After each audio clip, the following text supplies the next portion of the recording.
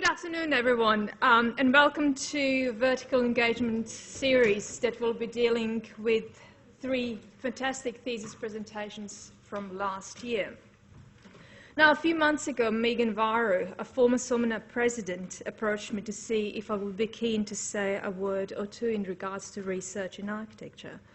Now, there is much to be said about it, including an urgent need for architecture to establish itself as a widely recognized leader in various fields of research, from sustainability, urban development and technology, to critical inquiry, among many others, in order to add to the discussion, solve the problems and better the world that we live in. Now, don't worry, I will not be talking about these today. If I were to, we'll be here probably all day long. What I will do instead is introduce you to the 3 amazing individuals who recently completed their final year dissertation projects here at Curtin, and I will let them do the job for me.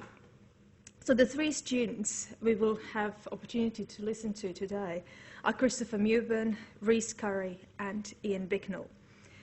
They will introduce you to the wide possibilities that research in architecture can offer by discussing briefly their thesis projects, and I will introduce them, starting with our first presenter, Christopher Mewburn. Christopher loved his time at Curtin, I'm quoting this, as a student, tutor, and CASA president in 2013. He believes that passion, dedication, and a genuine sense of curiosity is essential in architectural school, and that hard work and ambition will reap great rewards for any student. Christopher was awarded on several occasions for his work, including winning Woods and Bagot Prize, Buchan Group Prize, and the International Wise Commonwealth Association of Architect Students competition. He's currently tutoring first-year architecture students in design and methods while furthering his his research. His thesis is inspired by 2 particular projects, the Pantheon in Rome and James Turrell's Aten Reign at the Guggenheim Museum in New York, whose deeply moving presence have marked Christopher's memory forever as places of absolute astonishment. His dissertation explores astonishment in architecture, seeking to better understand the field and, through the process of design research, create an approximation to it. So please welcome Christopher Mewburn.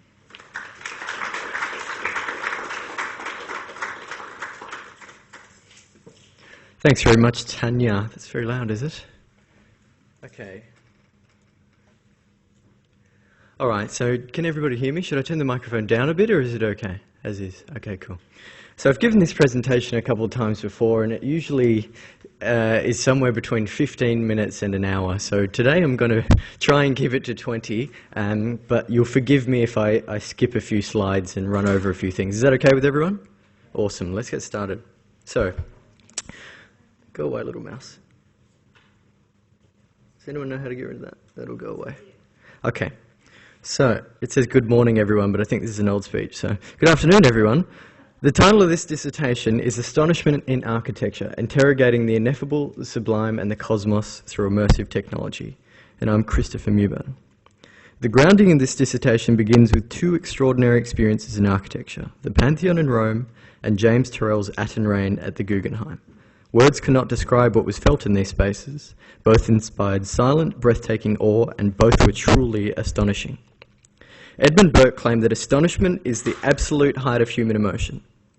This is my realm of inquiry, as this dissertation seeks to better understand astonishment in architecture.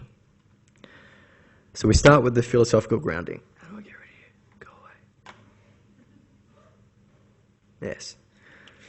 So at the beginning of this research, a collective of spatial practitioners were chosen whose work and philosophical musings resonated most with the field of extraordinary presence.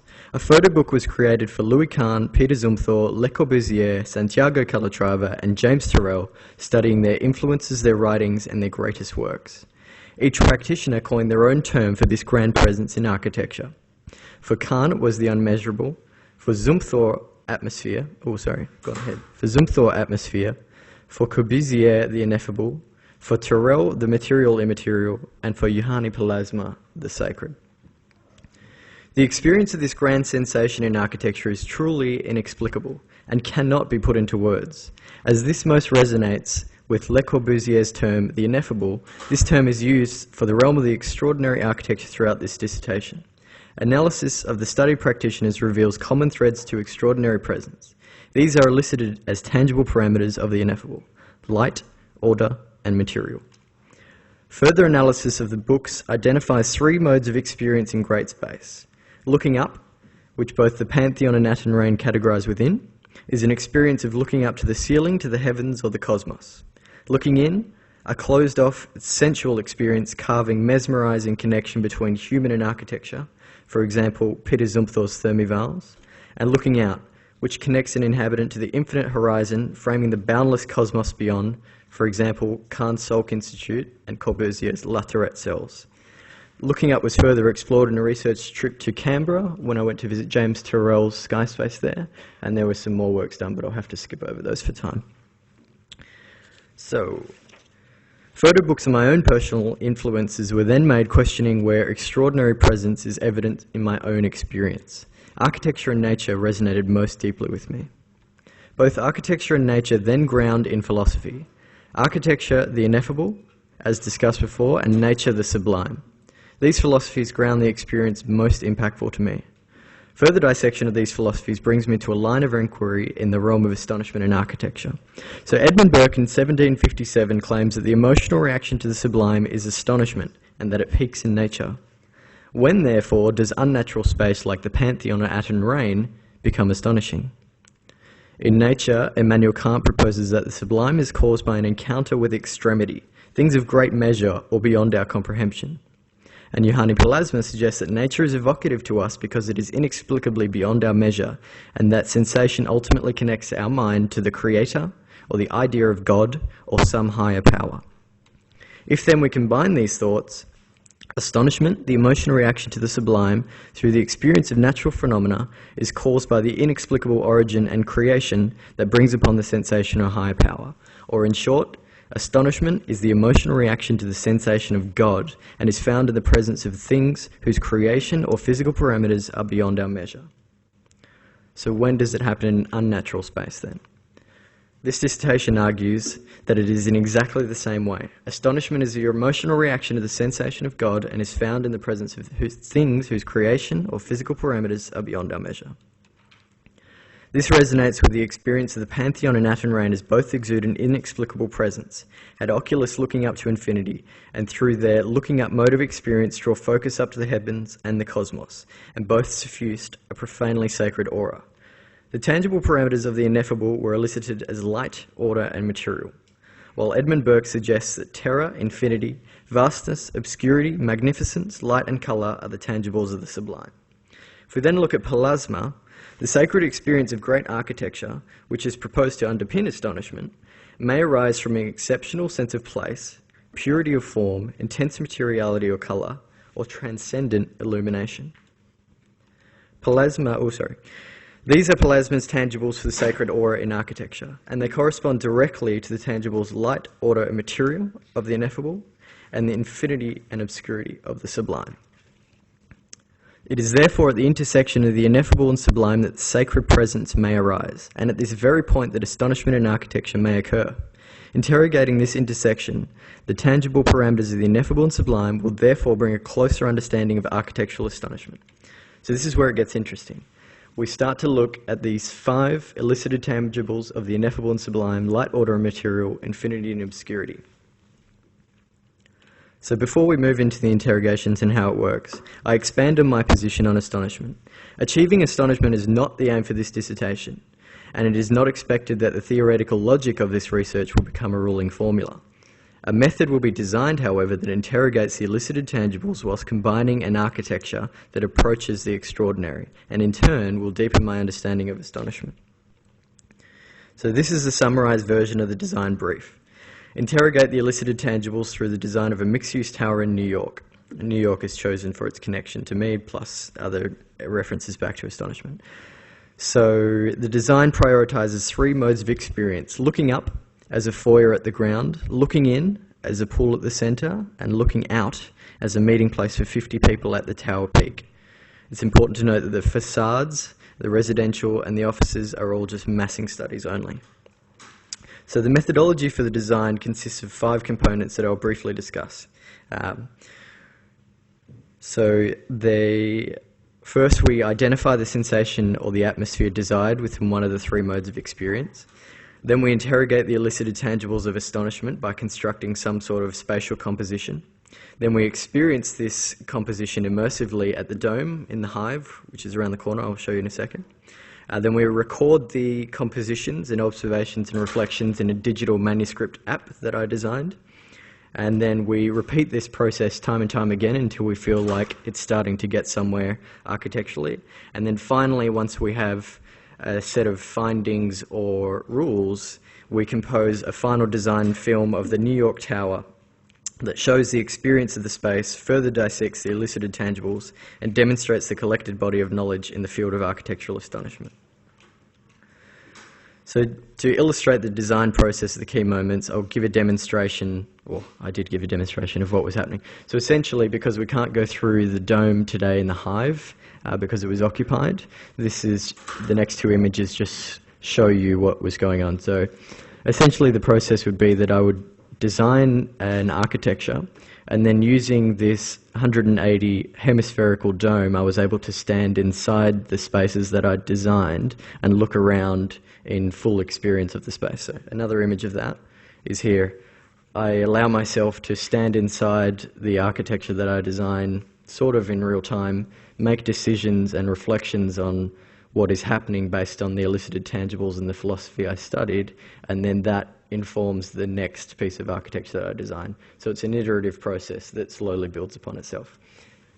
And how I was able to control that, if I go back to the microphone, was by designing an app that held everything that I designed in one place. So essentially what it had was every iteration that I'd done throughout the process was kept in here, every reflection and every conclusion, and then in real time I would be able to navigate back through these spaces as though I was in the hive and experience them again. And what that really enabled for me was to have the entire body of research available to me at all times. So it wasn't a matter of, I've finished with this experiment, I'm going to move on to this one now, and that old one is not relevant anymore. It was a matter of, okay, something happened at experiment number 14, and something else happened at experiment number 252, and I can bring those together at any given point in time. And so having that app with me at all times allowed my mind to constantly be able to reflect on things and build forwards. So enough of that. So yeah, I'll try and rush through the next part because I'm sure I'm running out of time. There were these 6 set of interrogations that I did, but each paid homage and reference back to what was happening with the architects. So the first series paid attention to the pure geometries and immense scale, referring to Louis Kahn. The ocular series referred to visiting within without James Turrell space in Canberra. Ring of Sky and Oculus combined referred to the intense coloration of Aten rain. And then using this bright light juxtaposed with deep shadow in the final foyer was referenced back to Caravaggio and these Italian artists, where this sense of blackness of ink really gave drama and ritual and beauty to these spaces. Then looking at Turkish ritual and the experience of bathing. And then finally focusing on Le Corbusier and Louis Kahn and this sense of field of view and framing a perfect moment. And this continued throughout the film process. So if we look at Caspar David Friedrich's Wander Above a Sea of Fog, and then in the final film experience how that person is standing there. So there's these constant connections back from the philosophy that I engaged with, and then back into my design. So it wasn't that I was being completely selfish and engaging in only what I wanted to see, but also engaging with those things that I had read or understood already.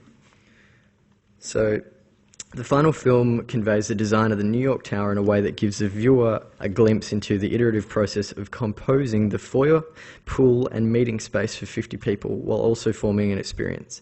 As we watch, the tower slowly builds itself by further exploring the tangibles through layering in some of the stronger tests of the manuscript and design process. So we'll go through the film now.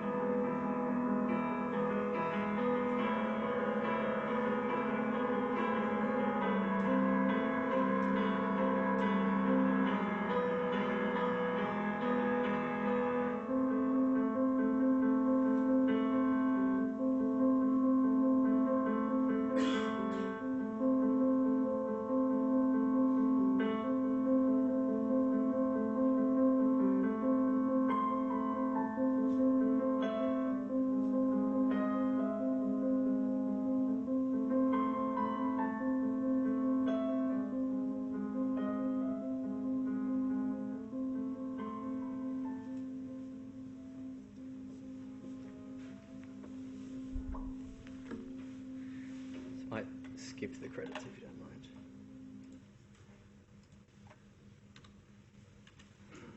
How much time have we got left? About none? Okay, I'll just wrap up. So, this dissertation investigated the point of astonishment in architecture by establishing and interrogating the tangible parameters and the philosophies of the built work believed to underpin the field. The combination of light, order, material, infinity, and obscurity, which arises at the intersection of the ineffable and sublime, may create a sacred or spiritual experience, and therefore has the potential to cause astonishment. These parameters were explored through the slow and iterative design of a mixed-use New York tower by using film and immersive technologies to create three spaces: a foyer looking up, a pool looking in, and a meeting space looking out. The research identified the strengths and shortfalls of the tangible parameters which fail without restraint or in conflict, and find the greatest strength in achieving grand experience when working harmoniously to construct a singular, pure, and powerful presence grounded in ancient ritual. The final design supports the power of sacred experience in the realm of architectural astonishment, as the composition generates a presence that is beyond the ordinary by expanding on the elicited tangibles of sacred space. Astonishment in architecture was not found or intended to be found in this dissertation. However, the experience of the three rooms aligned somewhere close, a realm that shall be termed the architectural wondrous. These spaces suffusing intriguing qualities that create an extraordinary cross-section between delightful wonder and sacred ritual.